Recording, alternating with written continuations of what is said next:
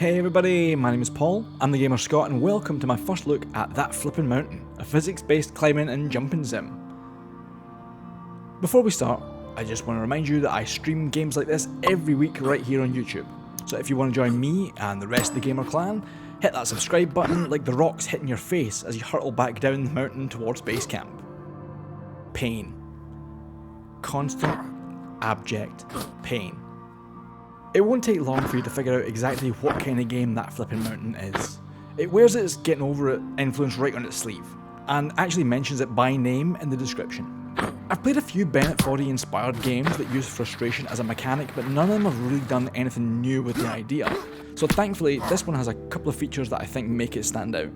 And that means this is probably going to be a pretty short video, because if you like that kind of game, then I don't need to sell you on it.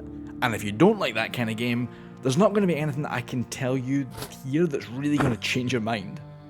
The whole concept of That Flippin' Mountain is that you're trying to get to the top of a mountain. Simple as that. I don't think there's any metaphor here about overcoming something. It's just, hey, a mountain, go, get to the top. Or try at least. And I respect that. Not everything needs layers. You know, not everybody likes onions. Rather than have direct control over your character, everything's done via catapult. And everyone loves a catapult. Hold the left mouse button, drag backward, and you get a projected arc to show you where you're going to go. Pretty straightforward. It's once you launch your guy that things get interesting. You need to land on your feet, or you'll become a lifeless ragdoll until the gods of physics let you go. While you fly, you can hold the mouse button again to tuck your legs in for a gymnastic roll. When you release the button, you stretch out your legs, ready to set your feet down. Sounds easy enough in theory, but in practice, the knowledge gap between how many rotations you can get in while still leaving time for the inertia to carry you round is where the challenge comes in. Too many spins or too few spins, and you'll land on your back, or head, or face, or whatever.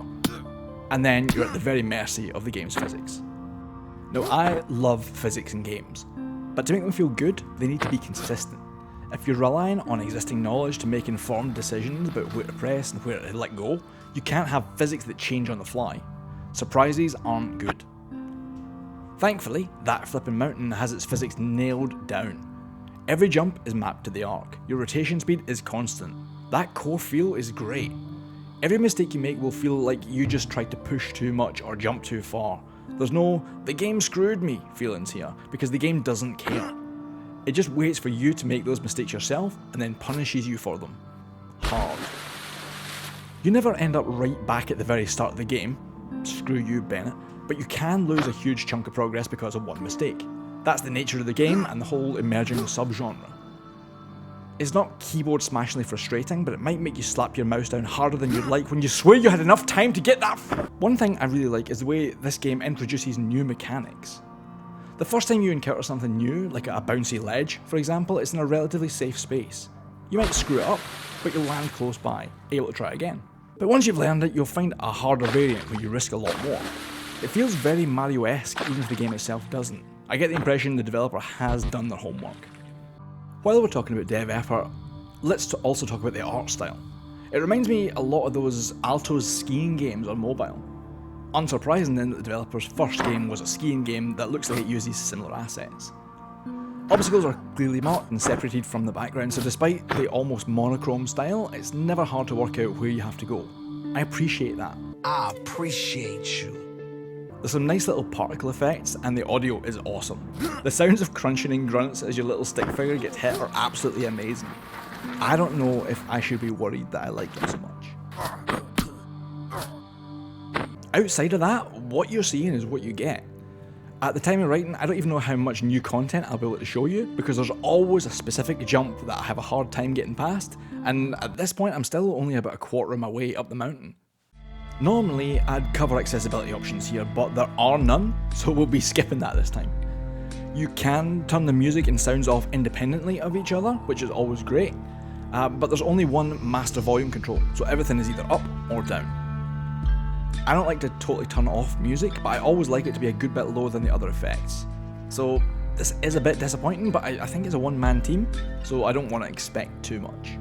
I can imagine a colour blindness friendly palette swap might be possible in future given the art style, but since I know nothing about game dev, I can't actually say if that's true. That Flippin' Mountain is not a game for everyone, and that's okay. Despite the fact that I think it's a good game, I can't play it for long periods of time because I don't like that feeling of not making progress. I find it very frustrating and sometimes I just need to leave it alone. It's the same reason I don't get on with the Souls games. I'm okay bash my head off a wall for a while, especially when the moment to moment gameplay feels so good. But I can't keep doing it for hours and hours on end. So, just like I said at the top of the video, you already know if this is your type of game from the first 60 seconds of footage. And if that's you, then you probably stopped watching ages ago. Oh. Well, if you are still watching, then please consider dropping me a like, hit dislike if you disagree with anything, and if you haven't already, please think about subscribing. The algorithm gods are fickle, and they need reminding that this is what you want to see. I'm the Gamer Scot, thanks for watching, and I'll see you next time. I appreciate you.